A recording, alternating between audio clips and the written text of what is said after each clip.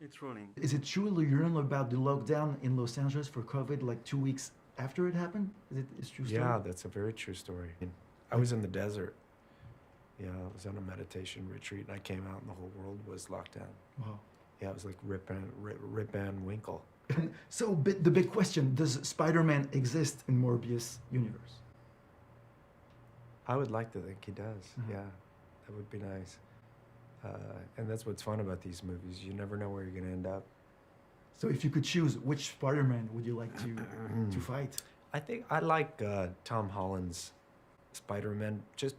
Specifically, I mean, he's a terrific actor, but it's a new chapter, and I think Morbius being a new chapter makes a lot of sense. That if there was a meeting of the minds, it would probably be in that world.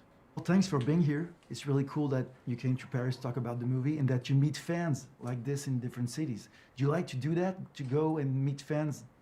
Yeah, it's great. I mean, and especially after the couple of years the whole world's been through, it's nice to be back in Paris, to be here physically with people, and to be celebrating and sharing and premiering the movie in Paris. It's just a wonderful thing. Do fans ask you for weird stuff sometimes, or have weird requests, or give you gifts?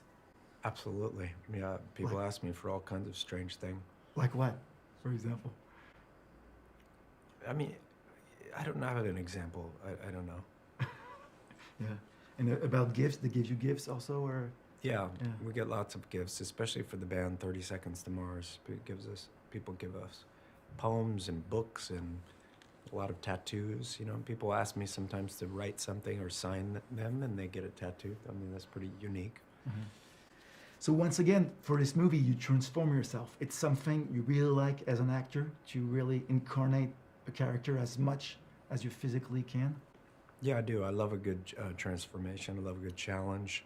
And that was what was so different about Morbius. You have this big action adventure Marvel movie, but also something that walks on the darker side of the universe too. Was there a character when you were a kid that frightened you? Yeah, when I saw Invasion of the Body Snatchers, that was a scary movie. And how different was the transformation in Morbius compared to other movies like The Joker, or House of Gucci? How different in your mind was it?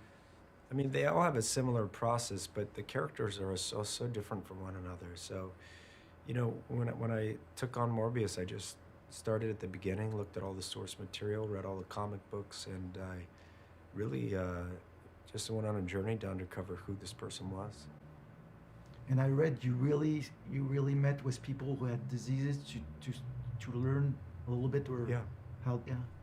I met with people with rare diseases and even modeled my walk after someone who was kind enough to, share their time and energy with me. And it was a, rewarding and challenging journey.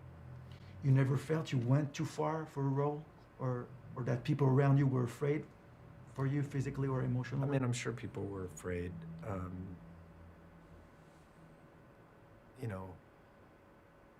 Especially when you lose a lot of weight, that can be a little scary to other people. But I don't feel like I've gone too far. Mhm. One night I almost had a heart attack. I think when I lost a lot of weight, but For but I what didn't. movie?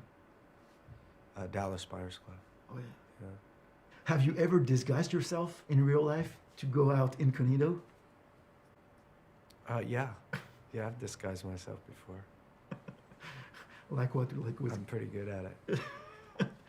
Thank you, brother. Film actu, film actu, film actu. Thank you, brother.